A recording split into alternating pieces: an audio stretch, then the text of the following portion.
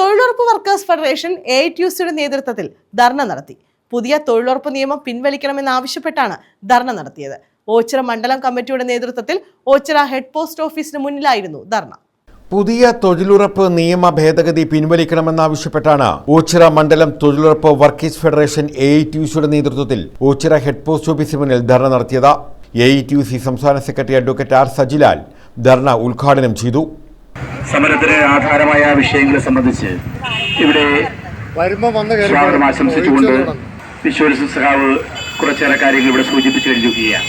ഇവിടെ സൂചിപ്പിക്കപ്പെട്ടതുപോലെ നമ്മുടെ രാജ്യത്ത് വർഗീയ ഫാസിസ്റ്റ് ശക്തികളായിട്ടുള്ള BJP രാജ്യത്തിന്റെ അധികാര കേന്ദ്രത്തിൽ നിന്നും മാറ്റി നിർത്തുന്നതിന് വേണ്ടി ഒന്നാം UPA ഗവൺമെന്റിന് രാജ്യത്തെ ഇടതുപക്ഷം CPIയും CPM ഉൾപ്പെടെയുള്ള ഇടതുപക്ഷം ഫെഡറേഷൻ ഓച്ചിറ മണ്ഡലം സെക്രട്ടറി സരസ്വതി അമ്മ അധ്യക്ഷത വഹിച്ചു.